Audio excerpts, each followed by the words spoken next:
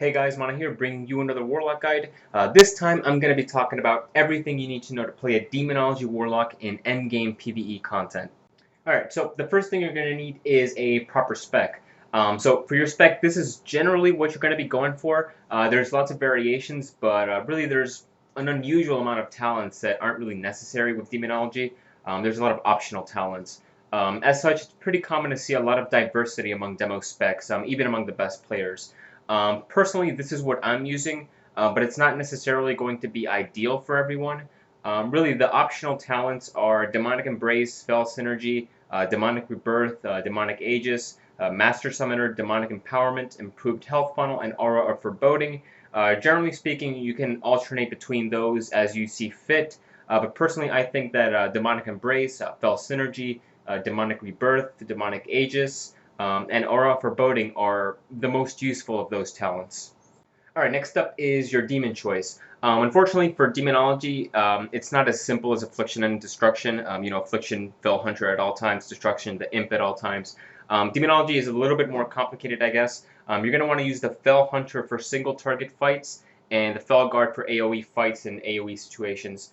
For fights like Rylith, you can get away with using the Fell Guard the entire time, since it's pretty much constant AoE. But on a fight like Ragnaros, where the AoE happens in Phase 2, you're going to want to keep the Fell Hunter out as long as possible, and then bring your Fell Guard out with a Soul Burn once the raid begins to stack in for the AoE. So yeah, to recap, you're going to want to use Fell Hunter for single target and the Fell Guard for AoE. And remember to use Fell Storm, because without that, the Fell Guard is pretty much useless in AoE. Alright, next up is your glyphs. For your prime glyphs, you're going to want Metamorphosis, Immolate, and Corruption.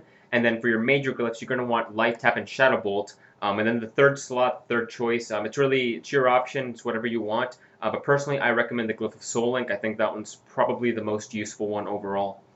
Alright, next up is stat priorities. For stat priorities, it's generally accepted that since they tend to change a lot depending on your gear, it's best to calculate your personal stat weights with Simulation Craft. But for the most part, the following tends to be true.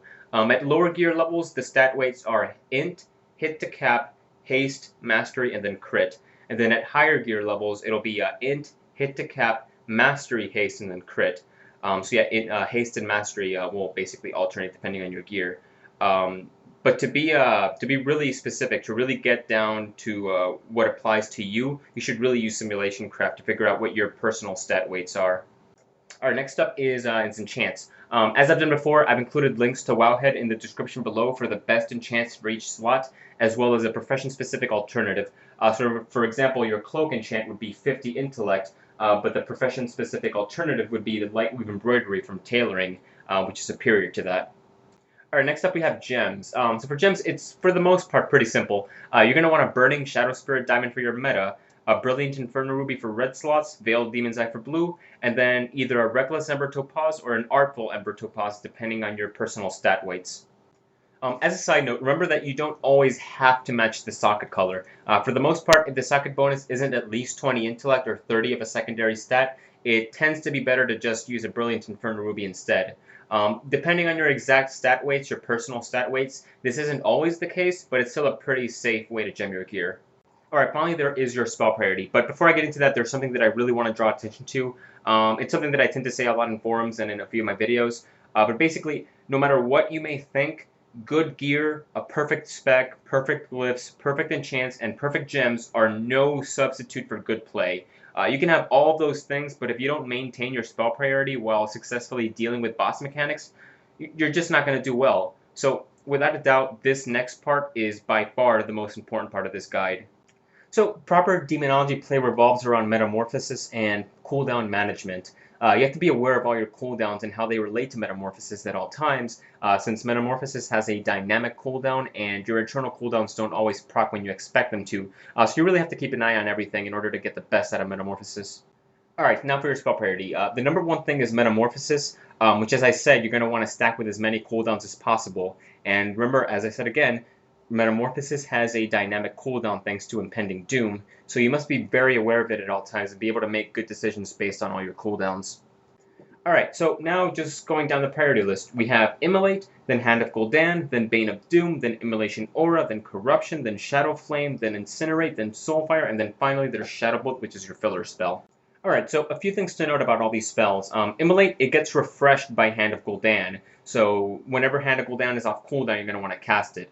Bane of Doom, it ticks every 15 seconds, so once the countdown reaches 15 seconds, you're going to want to refresh it. Immolation Aura, you can use this only in demon form and while in melee range at the boss. So if that ever happens, you're going to want to use Immolation Aura. Otherwise, there's no point in wasting the mana. Corruption, remember to manually refresh it before it's about to run out. Shadow Flame, like Immolation Aura, you can only use it when you're in melee range. And also remember that unlike Affliction, which stops using Shadow Flame when it reaches the 25% mark, Demonology should continue using it. There's no reason not to continue using it at the 25% mark. Incinerate, you can only use this when Molten Core procs. Otherwise, there's no point in using Incinerate.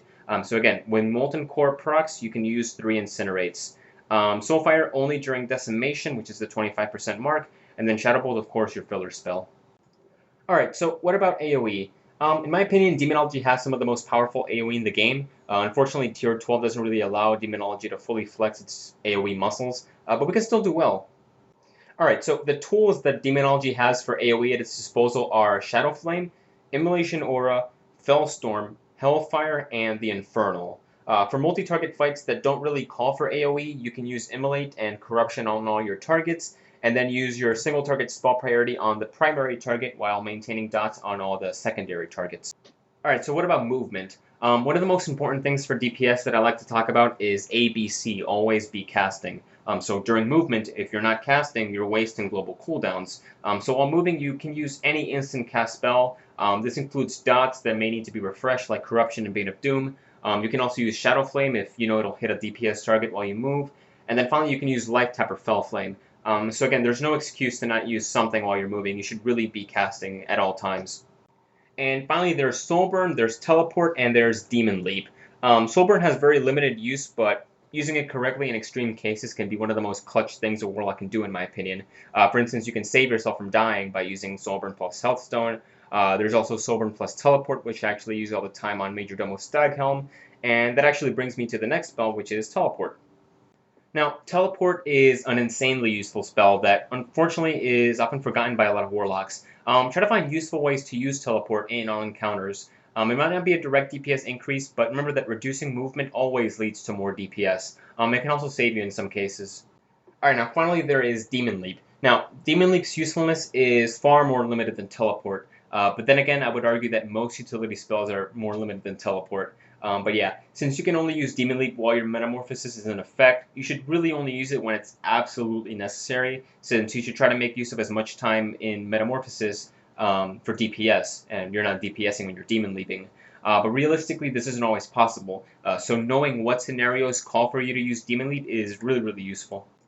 And so with that, I have nothing more to add to this guide. As always, if you guys have any questions, feel free to leave a comment or send me a private message. You can also contact me on Twitter. Just go to twitter.com/monowow.